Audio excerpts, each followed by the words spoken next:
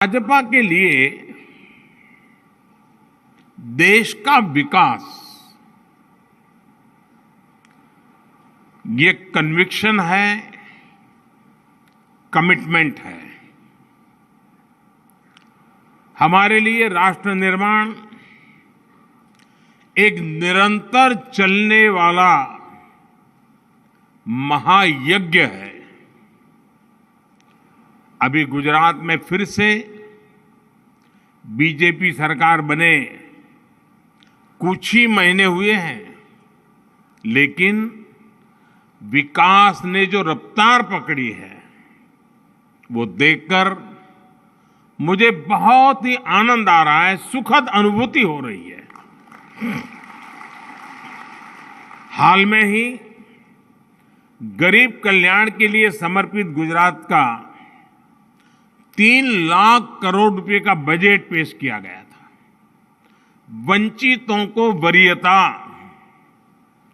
ये वंचितों को वरीयता देते हुए अनेक निर्णय एक प्रकार से गुजरात ने नेतृत्व किया है। बीते कुछ महीनों में गुजरात के लगभग 25 लाख लाभार्थियों को आयुष्मान कार्ड दिए गए हैं। गुजरात की लगभग 2 लाख गर्भवती महिलाओं को प्रधानमंत्री मातृ वंदना योजना से मदद मिली है। इस दौरान गुजरात में 4 नए मेडिकल कॉलेज खुले हैं। नई सरकार बनने के बाद गुजरात में आधुनिक इंफ्रास्ट्रक्चर के लिए हजारों करोड़ रुपए के काम शुरू हुए। इनसे गुजरात के हजारों युवाओं के लिए रोजगार के नए अवसर बनने वाले हैं।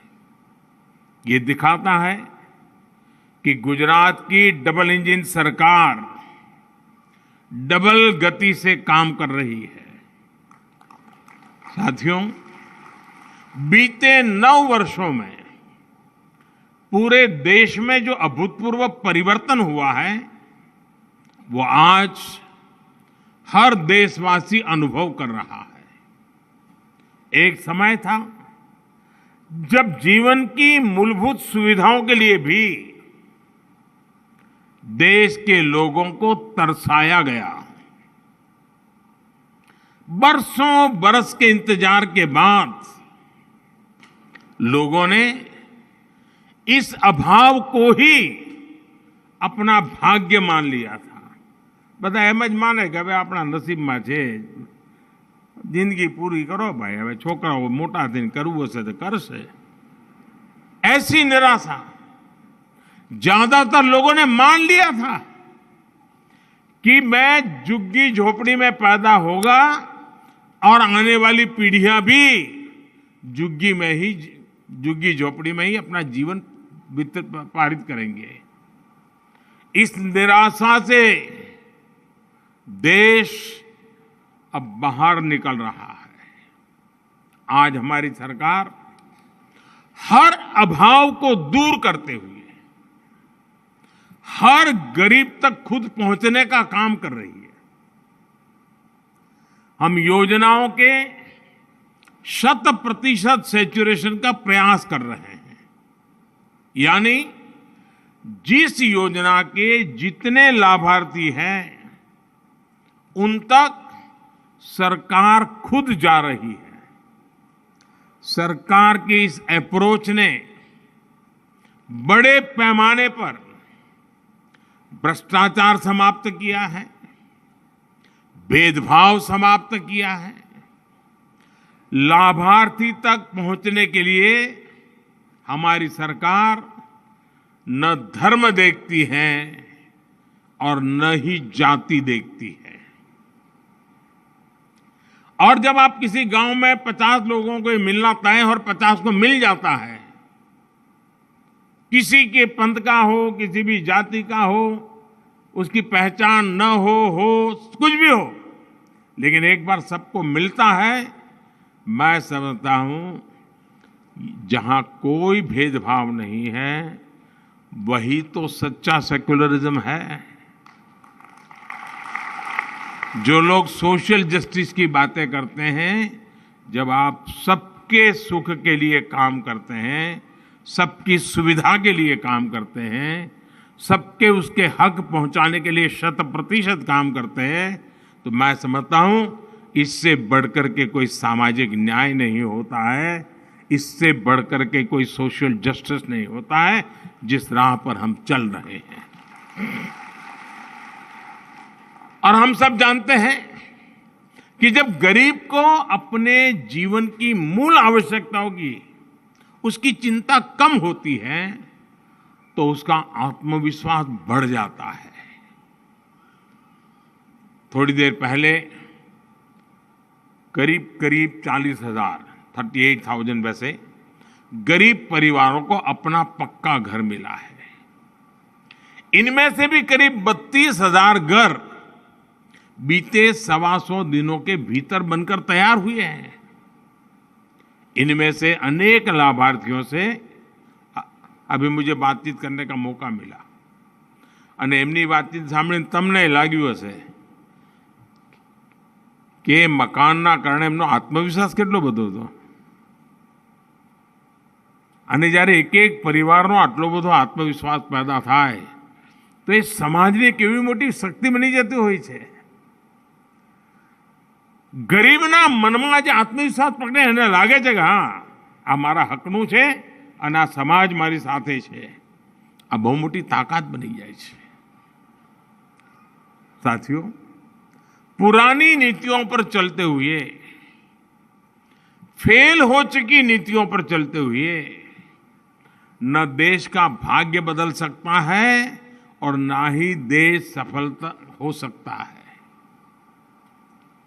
पहले की सरकारें किस अप्रोच के साथ काम कर रही थी, आज हम किस सोच के साथ काम कर रहे हैं, ये समझना बहुत जरूरी है। गरीबों के लिए आवास देने की योजनाएं हमारे देश में लंबे समय से चल रही थी, लेकिन 10-12 साल पहले के आंकड़े कहते थे कि हमारे गांवों के लगभग 75%, 75% परिवार ऐसे थे जिनके घर में पक्का शौचालय नहीं था। गरीबों के घर की योजनाएं पहले चल रही थी, उनमें भी इस पर ध्यान नहीं दिया जाता था। घर सिर्फ सिर ढकने की छत नहीं होती है, जगह भर नहीं होती है। घर एक आस्था का स्थल होता है जहां सपने आकार लेते हैं, जहां एक परिवार का वर्तमान और भविष्य तय होता है। इसलिए 2014 के बाद हमने गरीबों के घर को सिर्फ एक पक्की छत तक सीमित नहीं रखा, बल्कि हमने घर को गरीबी से लड़ाई का एक ठोस आधार बनाया, गरीब के सशक्तिकरण का, उसकी गरिमा का माध्यम बनाया। आज सरकार के बजाय लाभार्थी खुद तय करता है कि पीएम आवास योजना के तहत उसका घर कैसा बनेगा। ये दिल्ली से तय नहीं होता है, गांधीनगर से तय नहीं होता है, खुद तय करता है। सरकार सीधे उसके बैंक अकाउंट में पैसा जमा करती है। घर बन रहा है, ये प्रमाणित करने के लिए हम अलग अलग स्टेज पर घर की जियो टैगिंग करते हैं। आप भी जानते हैं कि पहले ऐसा नहीं था। लाभार्थी तक पहुंचने से पहले घर का पैसा भ्रष्टाचार की भेंट चढ़ जाता था। जो घर बनते थे वो रहने लायक नहीं होते थे। भाई और बहनों, प्रधानमंत्री आवास योजना के तहत बन रहे घर आज सिर्फ एक योजना तक सीमित नहीं है। ये कई योजनाओं का एक पैकेज है। इसमें स्वच्छ भारत अभियान के तहत बना शौचालय है, इसमें सौभाग्य योजना के तहत बिजली कनेक्शन मिलता है, इसमें उज्ज्वला योजना के तहत मुफ्त एलपीजी कनेक्शन गैस का मिलता है, इसमें जल जीवन अभियान के तहत नल से जल मिलता है। पहले ये सारी सुविधाएं पाने के लिए भी गरीब को सालों साल सरकारी दफ्तरों के चक्कर लगाने पड़ते थे, और आज गरीब को इन सभी सुविधाओं के साथ ही मुफ्त राशन और मुफ्त इलाज की सुविधा भी मिल रही है। आप कल्पना कर सकते हैं गरीब को कितना बड़ा सुरक्षा कवच मिला है। साथियों, पीएम आवास योजना गरीबों के साथ साथ महिला सशक्तिकरण को भी बहुत बड़ी ताकत दे रही है। पिछले 9 वर्षों में करीब करीब 4 करोड़ पक्के घर गरीब परिवारों को मिल चुके हैं। इन घरों में लगभग 70% घर महिला लाभार्थियों के नाम पर भी है।